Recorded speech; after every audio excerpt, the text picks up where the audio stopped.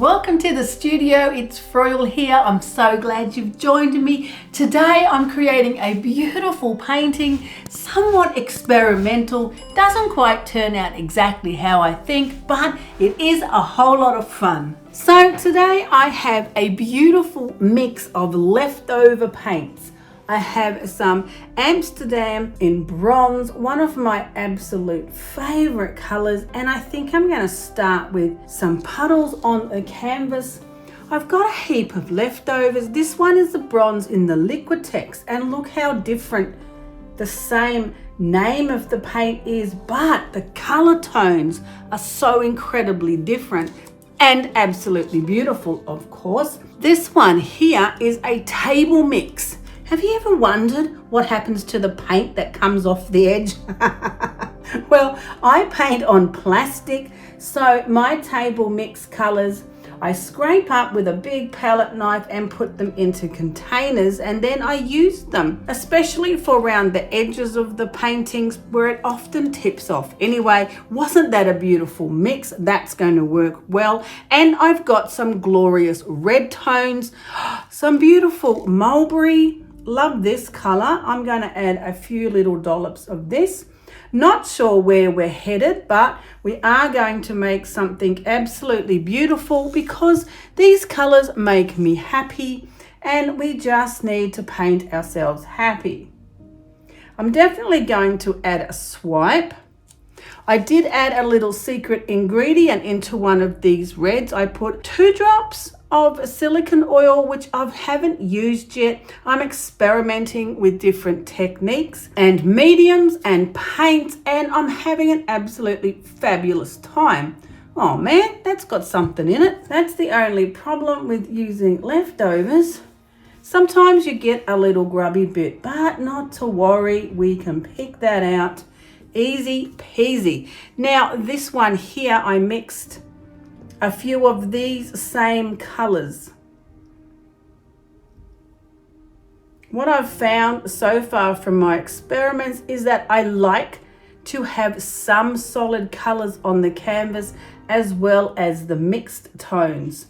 So I tend to lean towards the puddle pours, a few straight pours, definitely dirty pours. I love the mix of the colors and I like having some negative space as well. Now I've got way more colors than I needed.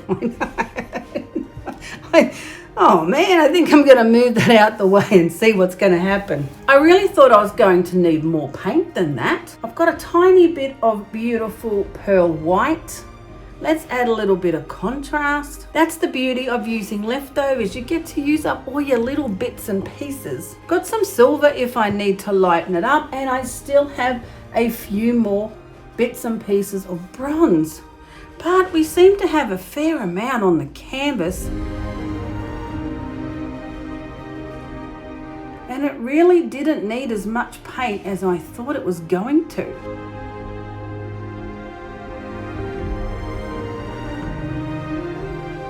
So we'll give it a move around, see what it's going to do, see how beautiful the colors mix. Then I might add maybe some more orange or a few of the other tones, depending on how it's looking. That's looking rather beautiful already. I'm going to turn it around this way because I think I like the composition better this way. Let's move it down. Let's see what it's going to do. The colors are absolutely glorious. We've got a lot of red. We love red. Well, I love red. You might not love red as much as me, but I really do love red. Do I want to add any more purple? Do I want to add any more orange?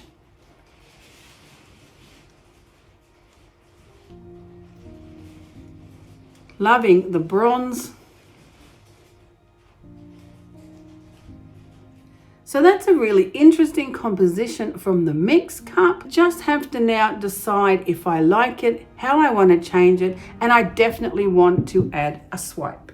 I've got some of my absolute favorite Amsterdam bronze for a swipe mix. Let's put that across and see how it looks. I've also mixed up the permanent violet in a swipe and I haven't used it yet. So I think I might try that as well because the colors definitely lend themselves to that. So I think we might try that next.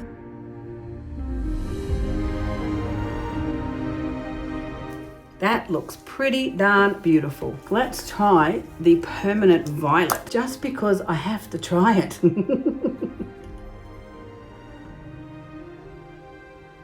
I really don't know if this color is going to work well, but it's such a stunning color.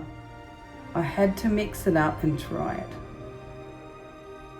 Wow, that is looking very cool. Now I just have to decide on my composition if I'm happy with it, or if I want to make some changes to the color placement.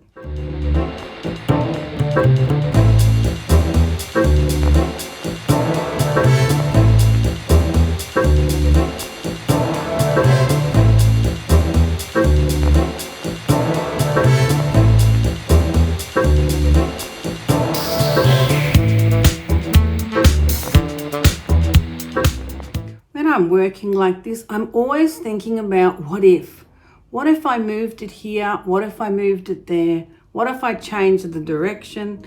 Sometimes the what if ends up quite a disaster because it doesn't go exactly how I think it might, or I wreck what I really liked about it. But you have to be willing to lose it. Like, you have to be willing to let it go so that you can learn and you can try different ideas, because each time you do a painting, you learn something new. Well, that's what I'm finding in my creativity at the moment, and in my experiments and in my expression. Each painting, I'm finding different things. I'm trying something new, different colors or different techniques. Some of them don't work out so great, but even in itself of it not working out so great just helps me to work out what it is I do like and how I can make the next one better. Now that to me is a lot more interesting now that I've moved it around. Even though I was risking wrecking some of the lacing that I was enjoying, I had to move it around to see if I could make the composition better. Have a look at this spot here. I'm figuring that's because I put a drop of silicone oil in the paint.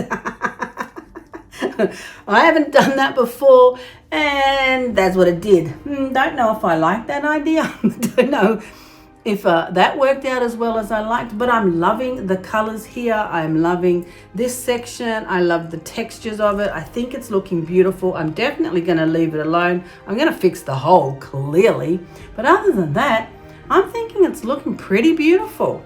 And I'm glad I moved it around that second time and that I wasn't too scared to try, because I like the composition much more now. Can't wait to see how it settles and how it's going to dry.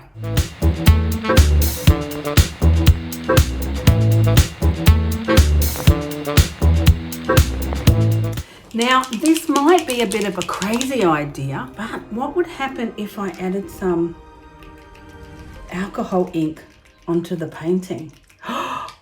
It looks amazing. I absolutely love it. Look at that. Oh man, that looks incredible. Do you think it'll crack when it dries? Oh man, I hope it doesn't. I hope it doesn't. That looks amazing.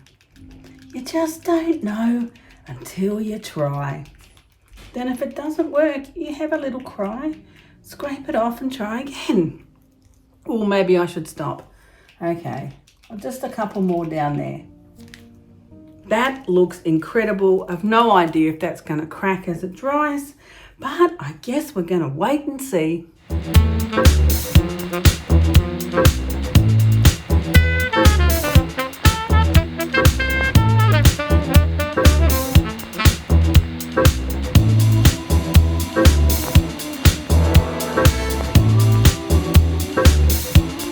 Have a look at how beautiful the painting has dried up. I'm actually just a little bit more relieved than anything else. My experiment with the alcohol inks worked out okay. In fact, I absolutely love these marks. I wasn't sure if it was going to make the paint crack because the alcohol would definitely dry faster than the acrylic, and I thought it might just like shrink and crack up, but it didn't. It didn't. Yippee! Now my silicone oil is almost non-existent. I only put it in one of the red colors and I can't remember which one, but I didn't put any heat on it. I know, complete total rookie error. But I guess that's how you learn. That's why we create experiments. Well, that's why I create experiments, so I can learn. It's a steep learning curve that I'm on at the moment. I think I might try that again another day and put the heat gun on it because it really didn't do anything. I can't really see too much cell reaction of the silicone oil, but my lacing held up beautiful. That looks great. The colors are a little more muted in this section than I was expecting. Maybe that's because I used a table mix for the base coat. The base coat was like paint that's been scraped off the table from a different painting. So that mightn't have been very happy sitting on that base. It might have just had way too much pouring medium in it for the pigment load. That's what I'm thinking, because it is a little dull. But I could wash off any residue that might be there from the silicone oil and then give it a varnish. And that would make these beautiful reds and bronzes pop really well, and that would sit fantastic with my alcohol ink splatters. I love the way these textures have just come alive. The painting is going to look rather beautiful on the wall, I'm quite sure. It was a whole lot of fun. I learned a lot. There's more information in the description under the video if you want to know what I'm using, and I hope you're going to come back and see what we're creating next time.